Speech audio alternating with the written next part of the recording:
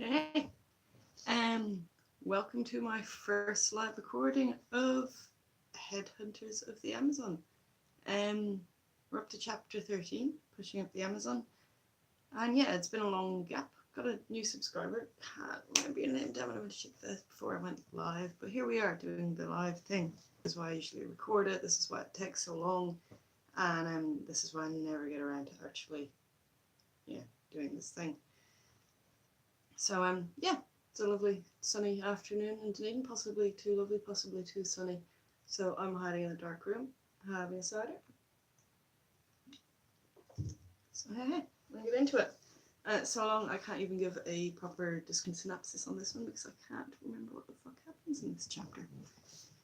Alright, hopefully this is sounding okay and hopefully I don't have to delete it once I fucking watch it back. So chapter 13, Pushing Up the Amazon.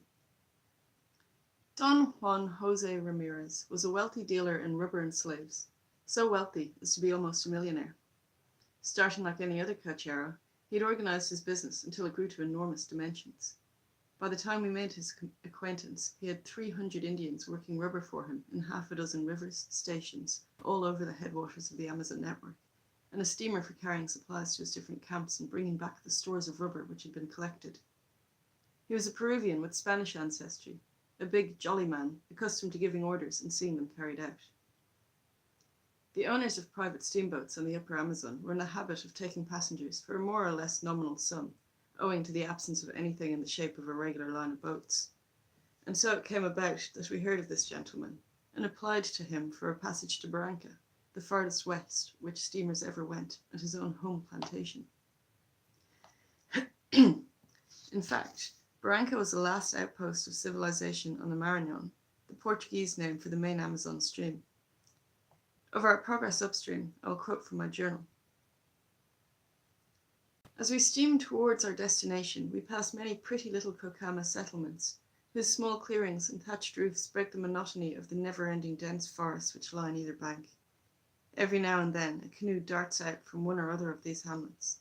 The captain slows down. They paddle alongside, and the Onza has one more lot of passengers to carry, one more canoe to haul. These newcomers are frequently women, olive-skinned, black-eyed with long black hair, barefoot and bareheaded, clad in the skirt and blouse with which civilization has decked them out. They are heavily decorated with necklaces of monkey's teeth, trade beads, and a few other ornaments. They sit cross-legged on the deck, nursing the babies which they carry tied on their backs, chat in the Cocama tongue, which differs markedly from the Quechua of the Napo, and drink the masata, the giamanchi of the Jivaros, which invariably forms the chief item of their kit. The moral effect of these clearings, which break up the most monotonous landscape in the world, has to be experienced to be understood. In the whole of the Amazon system, where there are some 50,000 miles of water navigable by river steamers, there is absolutely no relief from the dense walls of forest which stretch interminably, except the infinitesimal spots where man has left his mark in the shape of a town, a clearing or a hut.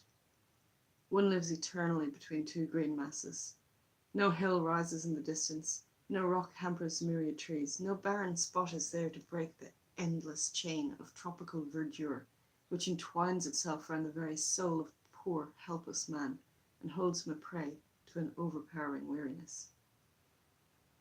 This has been called the land of butterflies and hummingbirds. Rather, it is a quasi-Mesozoic swamp, teeming with animals and vegetable life closely akin to their primeval ancestors, where all the noxious insects of the earth appear to thrive more lustily than in any other region. The rubber hunter's life was a torment which could be stood for but 5 months in the year, and only then under the incentive of the enormous gain derived from this industry, and the prospect of turning the profits into the earthly pleasures offered by Manaus and other Amazon towns.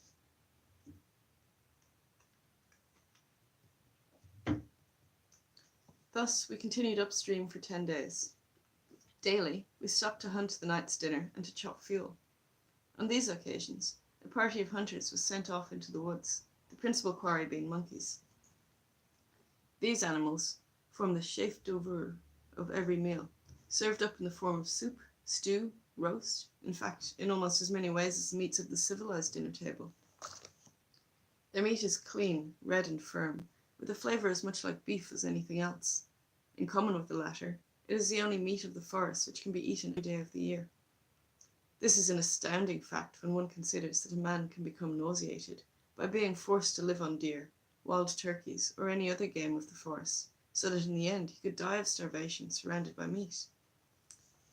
These remarks, of course, do not apply to every variety of monkey on the Amazon, but rather to the largest species, the maquisapa and the choro. All the monkeys are edible, but their meat is not as attractive as that of those species which I have named. On the 10th day, we arrived within a few hours sailing of Barranca. As we turned a bend in the river, we came upon the last Cacama settlement in the Marañón. Here, the country is flooded annually, making it necessary to build the huts on heavy piles. Perched a few feet above the surface of the floods on the left bank, it harboured some 10 or 12 families, which lived by fishing and hunting. They supplied the surrounding river posts with paichi and vaca marina, a manatee which grows to about 7 feet and whose meat is cured in the same way as the paichi, that is to say, split and sun-dried. Paichi is to the Amazon what bacalao, salt cod, is to Spain, though a greatly superior product. Wild hogs and monkeys, turkeys and pohil fell to their trade guns and were sold with the fish. In return, they received powder and shot, Singer sewing machines, machetes and axes, fish lines and hooks, clothing and sham jewellery. We anchored off the village and bartered our trade goods for food. The little children came running out of the thatched huts, seized their canoes and paddled out to meet us. The Cacamas are the most expert on the water of all the Amazon Indians. They have a clever way of handling their canoes when out spearing river seals. When the animal has been killed, since it is impossible to lift it over the side of so frail a craft, the occupants, generally a man and a woman, slip over the side and flood the canoe until they can float the river seal in. Then, with combined effort, the man holding the seal's nose and the bow of the canoe together, the craft is suddenly forced ahead, and the rapidity of the movement leaves the water which a moment ago it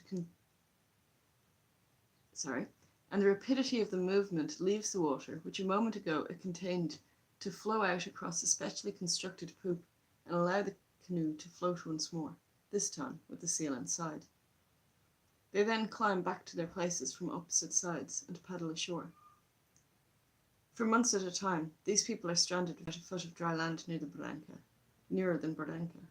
They may also be said to be amphibious. Pushing off after revictualling our larder, we made Barranca that same night. Here, as I have said, is the last post of civilization. A creation of D. Jose Ramirez, it boasted a general store, above which Ramirez and his family lived, a sugarcane mill, a number of thatched houses set in irregular lines down the sides of the main, and only, street, which ran parallel with the river, and a clearing on the riverfront which almost amounted to a plaza. The whole town stood on a bank, puka urku, as the Jivaros say, meaning a red bank, from which on a clear day the Andes, 100 miles away, could be seen. Ramirez had had his store and house built in the centre of a clearing, standing between the town and the river to protect himself from surprise attacks from the savage tribes from above the Pongo de Mansuechi.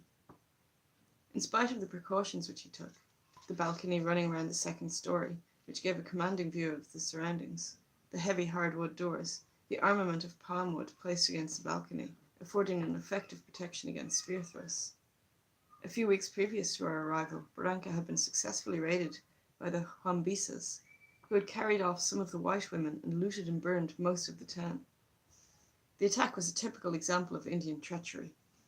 A party arrived from upriver, professing friendship and a desire to trade. They insinuated themselves into the town in the absence of Ramirez himself, and at a given signal attacked, aided by their comrades whom they had left, fully armed and ready to spring, in the forest nearby. The owner's brother put an end to a number of the raiders, but he received no assistance from the head storekeeper's secretary assistant, who made a dash for cover at the first alarm and, with a Winchester rifle in his hands, turned about at the edge of the clearing and stood petrified while his wife was carried off crying for help. This gallant gentleman's affection for a large assortment of patent medicines was commonly supposed to account for the sodden state of his mind, and his peculiar conception of a man's duty. These medicines, by the way, were put up in small bottles, and each bottle bore a number. A pamphlet which formed part of the outfit gave instructions for their use. For a cold in the head, 2 pills from bottle number 3 4 times a day. Or again, for intermittent attacks of shivering and perspiration, 1 tablet from bottle number 6 every 2 hours. The young man in question resorted to his medicine chest with such frequency that he ran out of certain numbers long before the rest. But such was his faith in their healing qualities that if he required 2 of number 8 and hadn't had any, he would take 4 of number 4 in their place.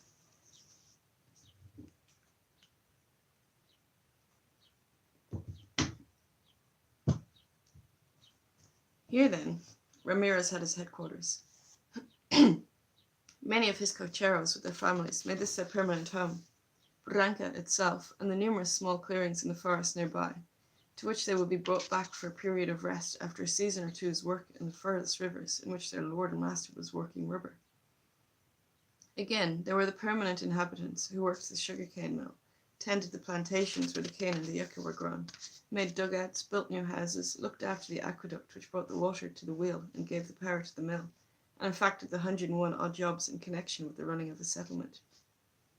Here also were the native carpenters, who cut from the great variety of hardwood trees which the forest contained every kind of household article and portions of houses, and even such things as main shafts, pulleys, bearings, and other machinery parts which would be constructed from metal in the civilized world. There may be a great future for the Amazon forests, with their inexhaustible supplies of numerous grades of the most enduring and finest hardwoods which the world produces. Some day, perhaps, there will be shipped from this region to civilization undreamed of stores of material. The practical difficulties in the way of such an enterprise are enormously increased by the fact that these woods will not float, either green or seasoned, and by the impossibility of building roads except at tremendous cost. At any rate, a floating sawmill could work the timber growing along the banks. But let it not be thought that the ordinary wood-cutting tools can be used for working this class of lumber. A circular saw, revolving at the usual speed, would lose its teeth in a few seconds. A chisel, if driven too firmly in, will leave its edge in the wood on being withdrawn. It is impossible to drive a nail into the wood at all. A plane cannot be used on it. It must be drilled as carefully as steel. The fallen trunks we came across from time to time, all covered with leaf mold, moss, and vegetation, were found to be as sound as on the day when they fell. Many a time, when working up small streams in canoes, we had to stop in the face of a trunk which, fallen across from bank to bank, formed a natural barrier, as solid an obstacle as a boom stretched across the mouth of a harbour, unless the water had fallen and left the trunk stretched high above its surface. Such a tree would be impassable. On testing these trunks with an axe, the flying chips would sink like stones. In Barranca, we saw 8 logs, some 20 feet in length, which had been in use as piles for over 40 years. I tested with the machete both the buried and the exposed portions of these posts.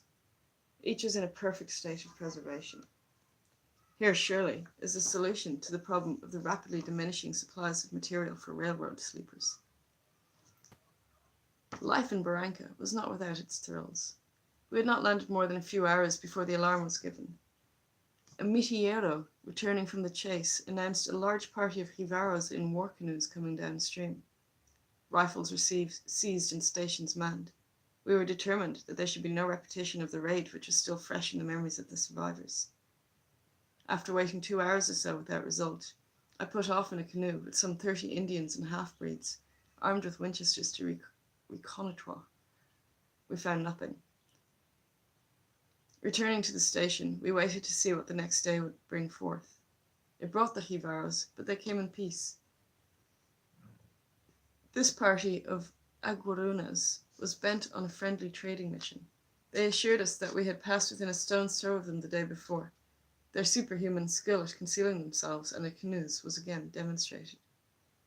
Ramirez persuaded the new arrivals to treat us to a display of war dancing and Indian methods of attack with the aid of liberal draughts of firewater. He was a good host and a good friend, that illiterate millionaire. I say millionaire, but it must not be supposed that he had large quantities of cash at his disposal. The Lord of Barranca kept his wealth in the shape of merchandise, rubber, buildings, canoes, a steamboat, slaves, and all the vast paraphernalia necessary for the working of his network of substations. Last, but not least, in the goodwill and confidence of the Indians under his command and the merchants of Iquitos.